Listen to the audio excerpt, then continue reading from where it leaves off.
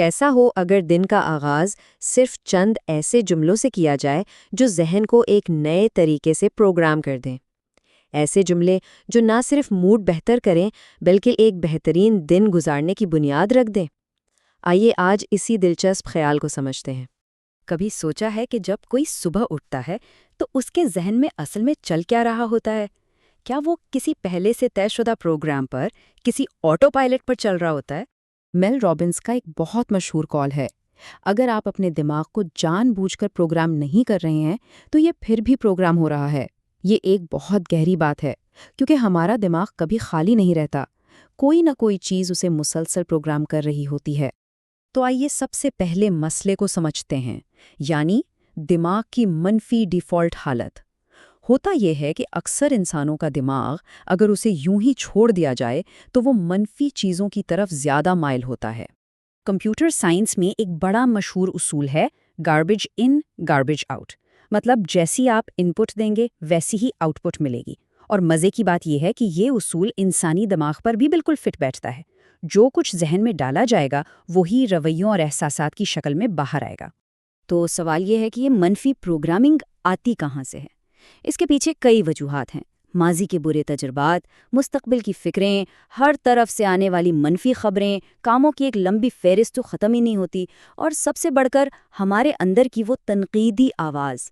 یہ سب مل کر ہمارے دماغ کو غیر ارادی طور پر پروگرام کرتے رہتے ہیں۔ لیکن اچھی خبر یہ ہے کہ اس پروگرامنگ کو بدلا جا سکتا ہے۔ یہ کوئی پتھر پر لکھی لکیر نہیں ہے۔ آئیے دیکھتے ہیں کہ صبح کے وقت ذہن کو کیسے ری پروگرام کیا جائے۔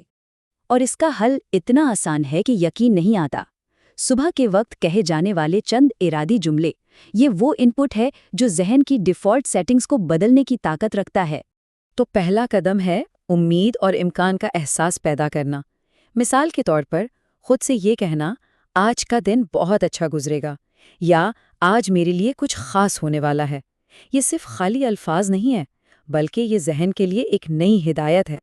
اور پھر آتے ہیں وہ جملے جو اندر سے طاقت اور خود اعتمادی پیدا کرتے ہیں، جیسے آج جو بھی ہو میں اسے سنبھال سکتا ہوں، یا مجھے اپنی کوششوں کے لیے خود کو سراہنا چاہیے۔ یہ وہ جملے ہیں جو مشکل وقت میں سہارا بنتے ہیں۔ لیکن سوال یہ پیدا ہوتا ہے کہ آخر یہ طریقہ کام کرتا کیوں ہے؟ کیا یہ صرف اچھا محسوس کرنے کی بات ہے، یا اس کے پیچھے کوئی ٹھوس سائنسی وجہ بھی ہے؟ جی ہاں، بالکل ہے۔ آئیے توجہ کی سائنس کو سمجھتے ہیں۔ ہمارے دماغ میں نیورونز کا ایک نیٹ ورک ہوتا ہے جسے ریٹیکولر ایکٹیویٹنگ سسٹم یا RAS کہتے ہیں۔ اب یہ ایک ٹیکنیکل نام ہے، لیکن آسان لفظوں میں یہ ایک فلٹر یا گیٹ کیپر ہے جو فیصلہ کرتا ہے کہ لاکھوں معلومات میں سے کون سی ہمارے شعور تک پہنچے گی۔ یہ فلٹر بنیادی طور پر 4 قسم کی معلومات کو اندر آنے دیتا ہے۔ کسی کا اپنا نام، آپ نے دیکھا ہوگا کہ شور میں بھی اپنا نام فوراً سنائی دے جاتا ہے۔ دوسرا، حفاظت کو لاحق خطرات۔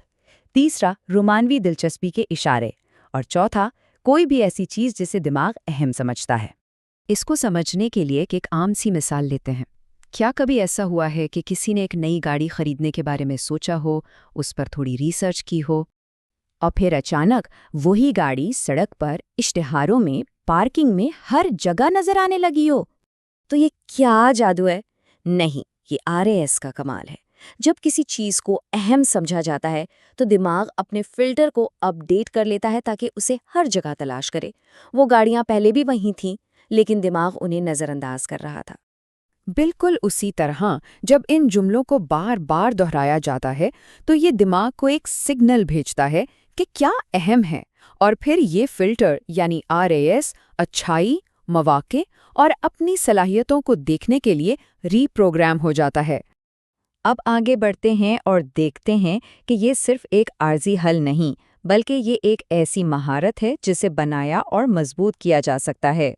میل رابنس کہتی ہیں، بغیر کسی وجہ کے اچھا رویہ رکھنا ایک مہارت ہے، اور یہ کتنی زبردست بات ہے۔ یہ کوئی پیدائشی خوبی نہیں ہے، بلکہ ایک ایسی مہارت ہے جسے مشق کے ذریعے پروان چڑھایا جا سکتا ہے، بالکل کسی بھی دوسری صلاحیت کی طرح۔ تو فرق بالکل صاف ہے۔ ایک طرف وہ منفی ڈیفالٹ ذہن ہے جو ہمیشہ بدترین کے لیے تیار رہتا ہے اور اپنی صلاحیتوں پر شک کرتا ہے، اور دوسری طرف وہ تربیت یافتہ ذہن ہے جو اچھی چیزوں کی توقع رکھتا ہے اور خود کو قابل اور مضبوط سمجھتا ہے۔ تو اس ذہنی تبدیلی کو مستقل کیسے بنایا جائے؟ میل رابنز اس کے لیے 30 سے 60 دن تک ان جملوں کی روزانہ مشق کا مشورہ دیتی ہیں، کیونکہ بار بار دہرانے سے ہی دماغ کی وائرنگ بدلتی ہے اور یہ ایک نئی عادت بنتی ہے۔